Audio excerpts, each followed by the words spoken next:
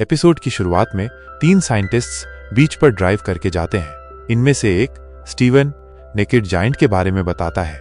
कल रात एक भयंकर तूफान आया था और समंदर में बहकर एक जायंट की बॉडी किनारे पर आ गई थी।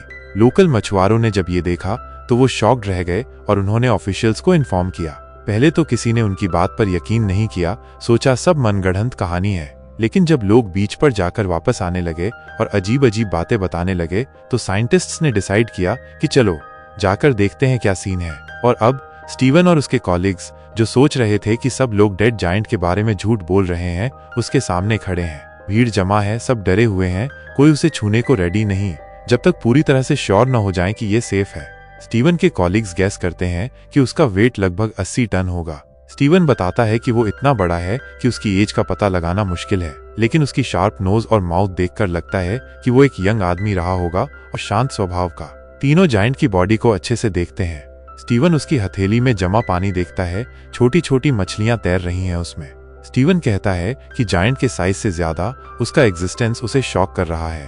वो जायंट के होने की तुलना बीच पर खड़ी भीड़ से करता है और कहता है कि सब उसकी अधूरी और छोटी छोटी कॉपियां हैं। स्टीवन उस क्रिएचर को देखकर एकदम खोया हुआ है। उसका एक कलीग जायंट के चेस्ट पर चढ़ जाता है और भीड़ को हाथ हिलाकर बोलता है, आ जाओ, सब सेफ है।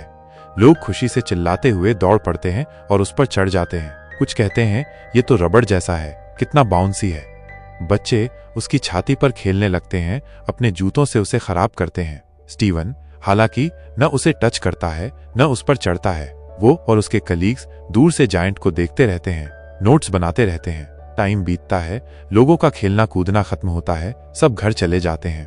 3 दिन बाद स्टीवन फिर बीच पर जाता है। जायंट में उसका इंटरेस्ट बढ़ रहा था, इसलिए उसकी लैब ने उसे उस पर नजर रखने का काम दे दिया है।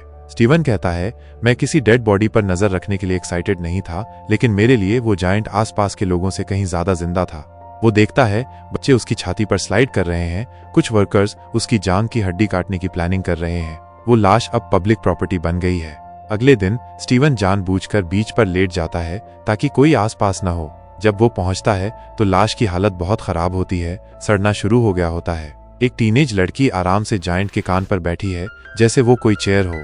स्टीवन नोटिस करता है कि जायंट का चेहरा पहले जैसा यंग नहीं लग रहा, शायद ज्यादा टाइम नमकीन पानी में रहने और सूजन की वजह से। एक केकड़ा जायंट के मुंह से बाहर निकलता है। स्टीवन कहता है, अब ये जल्दी ही पूरी तरह से सड़ जाएगा। स्टीवन फाइनली हिम्मत करके लाश पर चढ़ता है। उसकी छाती पर किसी का बनाया हुआ सैंड कैसल रखा है।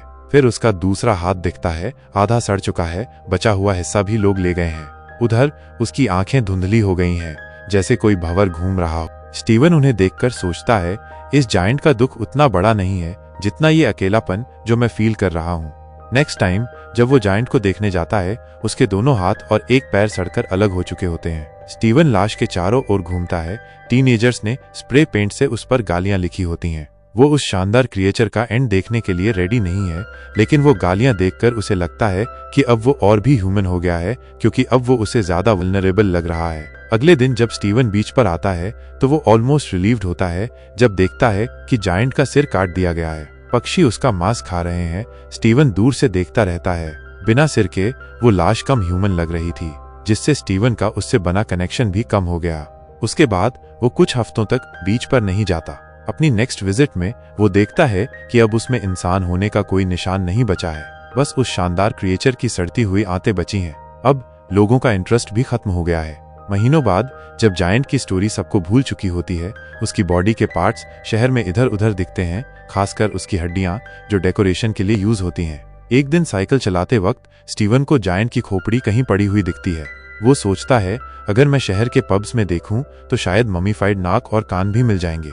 स्टीवन के हिसाब से ये डेकोरेशन जायंट की ग्रेटनेस को उसकी याद से ज्यादा अच्छे से दिखाती हैं, जिसमें वो उसे सूजा हुआ और सड़ता हुआ देखता था। जायंट के जेनिटल्स की बात करें तो उसे काटकर एक सर्कस के फ्रीक म्यूजियम में रखा गया है। स्टीवन बताता है कि वो चीज एक पूरा टेंट घेरे हुए है, लेकिन उस पर गलत लेबल लगा है वेल का।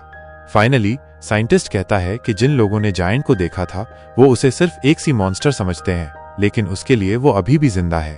और ये एपिसोड यहीं खत्म होता है। अगले एपिसोड के लिए कमेंट करें।